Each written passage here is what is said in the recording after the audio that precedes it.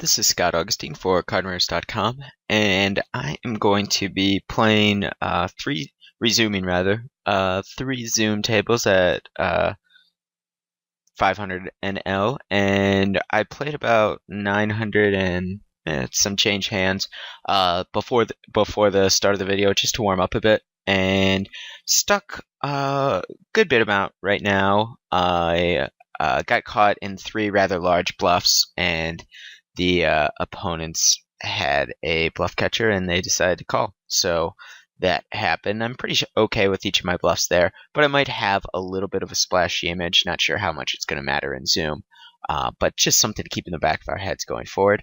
I'll start up these tables and see how we go from here. Also trying out to use a bit of a hotkey scenario with stars under their hotkey settings, so we'll see how that goes. And I'm not going to try to talk too much about what I would define as menial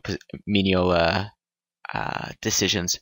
More just going to try to construct a topic as it might come up. I kept one table that was deeper. I had another one that was kind of in the same ballpark, but decided to open up a new one. And let's see where we go with this. King 6 suited, probably just a bit too weak to flat on the button. If I had like a suited ace there, I might come along. Definitely a wheel ace of the suited variety. I'm going to be raising to 2.5x at all positions. I believe I did it in my last video series, which didn't get the best reviews, so I'm going to try to, I think it was just kind of people were like, just not great. There wasn't anything like specific that I picked up from the comments, more just like wasn't my best. So I'm going to try to take that criticism and apply it so that you guys are going to and get more out of this, hopefully. Felt really large bet size. I don't know what that means. Clearly I'm folding, but just a really big bet size. I don't know. I have a feeling that this is more polarized, and it's kind of like, well, he's trying to just get me to fold to one bet, or he's trying to get stacks in immediately. And don't know much about this guy. Give him the old cold 4 just to get things started a bit. We're a bit deeper too, and part of the reason to do that was obviously my blockers were nice. 2 hands that he would be able to continue with, and if called, it's not a complete disaster, though I'm probably not doing too great against his hands.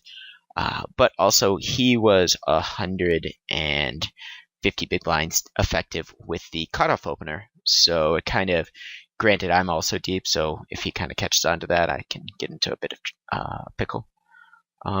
Here, I think this is close because I'd assume this guy's rather fishy. If he's not fishy and he's just a short stacker who happens to have not like rebought in or whatever, this is a bad call. But if it's against a fishier player, I think I'm okay with this. Just going to check behind. I'm not exactly looking to try to blow him off of some equity here. If I got a good turn and he checked again, a good turn being like a 9, something that wouldn't connect with his presumed checks of like ace queen, ace 10, or ace queen, ace king, then I would probably go from there. I'm not entirely sure I like this flat pre. This guy's been really, really tight from under the gun. And in general, he stacked me in a pot where he 3-bet middle position to under the gun before the video started. With 10s, I called 4-bet with ace king. The flop came 10 high. I check called a small bet from him, and then on the ace turn, I led and called off. Which, obviously, in that instance, once I make the flop call, the money's getting in with the stacked pot ratio and the strength of my hand, but it's something that I just decided to try and incorporate into the situation. Here, I think this is a pretty easy check call against his range. Once he checks back rather quick, I'm going to bet small with my picked up equity.